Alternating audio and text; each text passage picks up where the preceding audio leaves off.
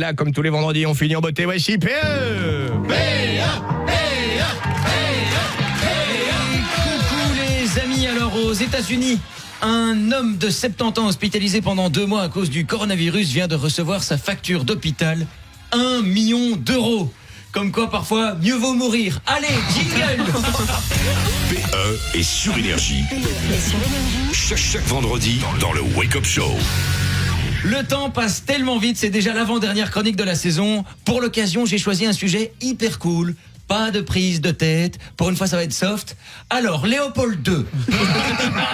Et là, je sais qu'il y a plein de gens qui se disent « Non, ne fais pas ça, on t'aimait bien, ne donne pas ton avis, change de sujet, il est encore temps, parle de Voldemort, ça reviendra au même. » Alors, je vous rappelle que je ne suis pas là pour donner mon avis, mais juste pour faire des blagues. C'est parti. Alors, pour commencer, la princesse Esmeralda de Belgique souhaiterait que pop. Déjà, Esmeralda de Belgique, c'est qui ça maintenant Non, parce que moi, je m'y retrouve plus, là. Je ne m'y retrouve plus, bordel. Il y a 2 semaines, pour rire, j'avais dit sur les armoiries de notre famille royale, à la place des lions, faudrait mettre des lapins. Au final, et j'avais pas tort, hein, ils se reproduisent plus vite que des gremlins. C'est plus une famille royale qu'on a, c'est un Kinder Surprise géant. Delphine, Joachim, Esmeralda, c'est l'arbre généalogique qui cache la forêt. Ils sont combien là-dedans? On dirait un cirque. Notre famille royale, elle débarque en 4L et clou du spectacle, il y a 32 clowns qui sortent du véhicule. En parlant de clown, le prince Laurent a déclaré dans la presse « Léopold II n'est jamais allé au Congo, je ne vois pas comment il aurait pu faire souffrir des gens sur place. » Forcément, quand j'ai lu ça, je me suis dit « Mais il est complètement débile ce type !» Puis j'ai parlé avec un prof d'histoire qui m'a confirmé qu'effectivement, physiquement, Léopold II n'a jamais été au Congo. J'en savais rien, donc moi, du coup, je me suis dit « Merde, c'est moi le débile !» Oui, je me le suis dit, mais pas longtemps, parce que c'est pas de ma faute, hein, c'est à cause de notre système scolaire. En Belgique, on n'étudie pas l'histoire de notre pays. Enfin si, on survole vite fait 2-3 trucs. En revanche, en Belgique, on étudie de façon très approfondie l'histoire de France. Napoléon, tout ça, alors que personnellement, Napoléon, je n'en ai rien à foutre. Rien.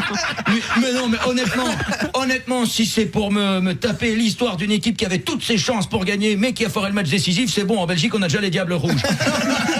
Mais pour répondre à la question du prince Laurent, comment aurait-il pu faire souffrir des gens sur place? Mec, Léopold II s'est approprié un pays. Si tu ne vois pas où est le problème, c'est gênant. Imagine, aujourd'hui, on t'annonce que la Belgique est devenue la propriété personnelle d'un roi qui est à la tête d'un royaume 76 fois plus petit que ton pays. Oui, parce qu'à l'échelle d'un point de vue congolais, la Belgique, c'est Virton.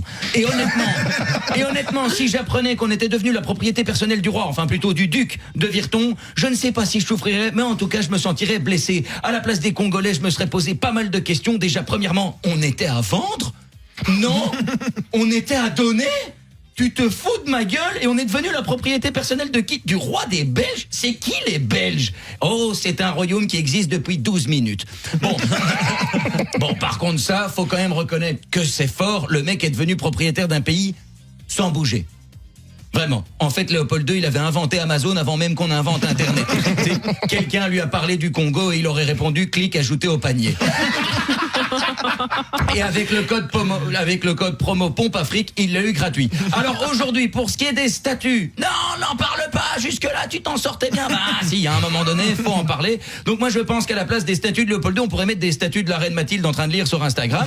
Parce que Léopold II, ok, ça fait partie de notre histoire, mais le problème, c'est que notre histoire, on la connaît pas trop finalement, hein, sinon on ne parlerait pas de contextualiser les statuts. Et c'est ça le souci. En Belgique, on glorifie un type sans trop bien savoir pourquoi finalement. Alors que si on avait des statues de la reine Mathilde, certes, ça représente aussi une page douloureuse de notre histoire, mais ça susciterait quand même nettement moins de polémiques. J'ai testé cette vanne sur un pote qui m'a dit « Mais enfin, comment oses-tu dire un truc pareil? N'oublie pas que Léopold II, c'était quand même le roi bâtisseur. » Ouais, enfin, bâtisseur, on l'a quand même rarement vu avec une truelle. Hein.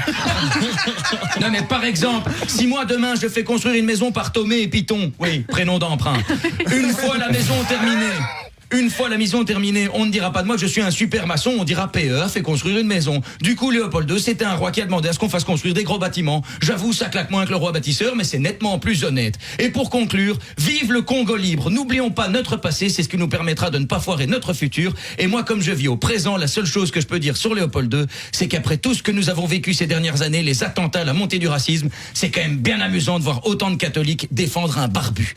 Sur ce, bonne journée à tous et à la semaine prochaine. Bravo, Père, s'il vous plaît. Ouais, bravo.